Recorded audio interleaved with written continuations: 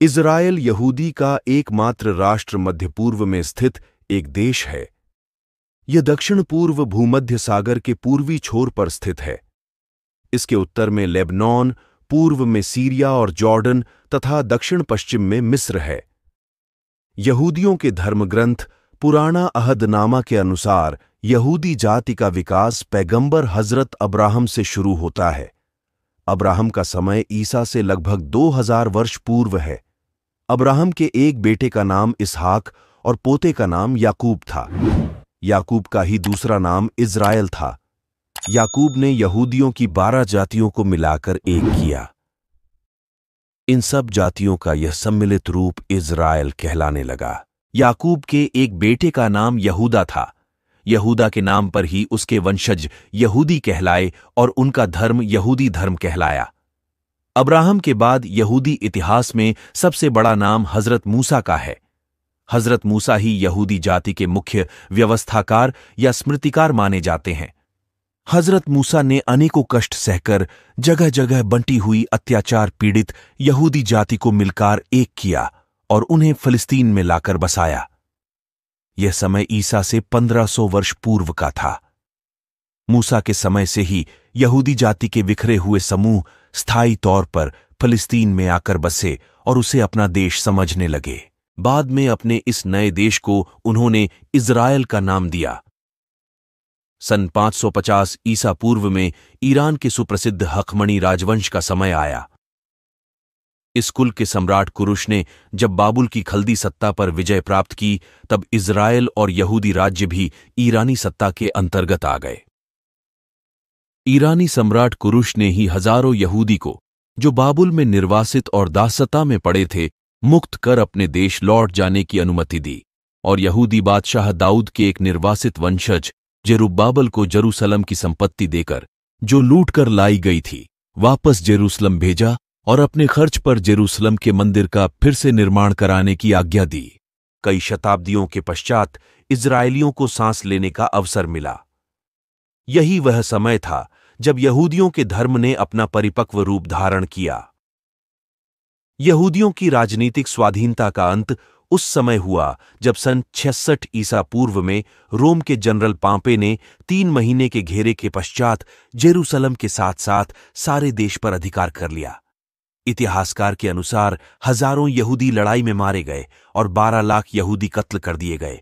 इसके बाद सन 135 ईस्वी में रोम के सम्राट हाद्रियन ने जेरूसलम के यहूदियों से रुष्ट होकर एक एक यहूदी निवासी को कत्ल करवा दिया। वहां की एक एक ईंट गिरवा दी और शहर की समस्त जमीन पर हल चलवाकर उसे बराबर करवा दिया। 6ठी शताब्दी तक इज़राइल पर रोम का प्रभुत्व कायम रहा। खलीफा अबू बक्र और खलीफा उमर के समय अरब और रोमी सेनाओं में टक्कर हुई। सन 636 ईस्वी में खलीफा उमर की सेनाओं ने रोम की सेनाओं को पूरी तरह पराजित करके फिलिस्तीन पर, जिसमें इज़राइल और यहूदा शामिल थे, अपना कब्जा कर लिया।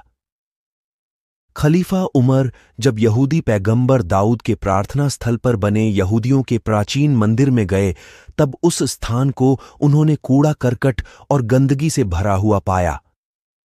उमर और उनके साथियों ने स्वयं अपने हाथों से उस स्थान को साफ किया और उसे यहूदियों को सुपुर्द कर दिया। इज़राइल और उसकी राजधानी यरूशलेम पर अरबों की सत्ता सन 1099 ईस्वी तक रही। सन 1099 ईस्वी में जेरूसलम पर ईसाई धर्म के जहानिसारों ने अपना कब्जा कर लिया और बोलोन के गाडफ्रे को जेरूसलम का राजा बना दिया। यरूशलेम राज्य की स्थापना हुई, जो रोमन कैथोलिक राज्य था। ईसाइयों के इस धर्म युद्ध में 5,60,000 सैनिक काम आए। इस युद्ध में मुसलमानों एवं यहूदियों दोनों की निर्मम हत्या की गई और उन्हें दास के रूप में बेच दिया गया। किंतु 88 वर्षों के शासन के बाद यह सत्ता समाप्त हो गई। जेरूसलम इज़राइल की विवादित राजधानी है। यहूदी धर्म, ईसाई धर्म और मुस्लिम धर्म तीनों इस पर दावा करते हैं। यरूशलेम में यहूदियों का पवित्र सुलेमान मंदिर हुआ करता था, जो अब सिर्फ एक दीवार है। यरूशलेम शहर ईसा मसीह का कार्यस्थल रहा है। मुस्लिम धर्म के अनुसार जेरूसलम से हजरत मोहम्मद स्वर्ग गए हैं। इसी वजह से जेरूसलम हमेशा विवादों का केंद्र रहा है, लेकिन वास्तव में जेरूसलम यहूदियों का केंद्र और राजधानी रहा है। यहूदियों का मिस्र से पलायन यहूदी धर्म के इतिहास में एक महत्वपूर्ण घटना है। यहूदियों ने कई पीढ़ियों तक मिस्र में गुलामी में जीवन बिताया था, लेकिन मूसा के नेतृत्व में उन्होंने मिस्र को छोड़ दिया और जिऊन की ओर प्रस्थान किया। इस्राएल का राज्य यहूदी धर्म के इतिहास में एक और महत्वपूर्ण घटना है। इस्राएल की स्थापना का मतलब था कि यहूदियों के पास एक स्वतंत्र देश था, जहां वे अपना धर्म और संस्कृति स्वतंत्र रूप से प्रचलित कर सकते थे। यहूदी धर्म एक समृद्ध और जटिल धर्म है जो दुनिया के इतिहास और संस्कृति में एक महत्वपूर्ण भूमिका निभाता है। यहूदियों का इतिहास एक लंबा और चुनौतीपूर्ण रहा है, लेकिन उन्होंने हमेशा अपने धर्म और संस्कृति को बनाए रखने के लिए संघर्ष किया है। अगले वीडियो में बात करेंगे इज़राइल कैसे स्वतंत्र देश के रूप में स्थापित हुआ। वीडियो कैसा लगा कमेंट करके बताइए। वीडियो अच्छा लगा तो लाइक और चैनल को सब्सक्राइब कर दे। धन्यवाद।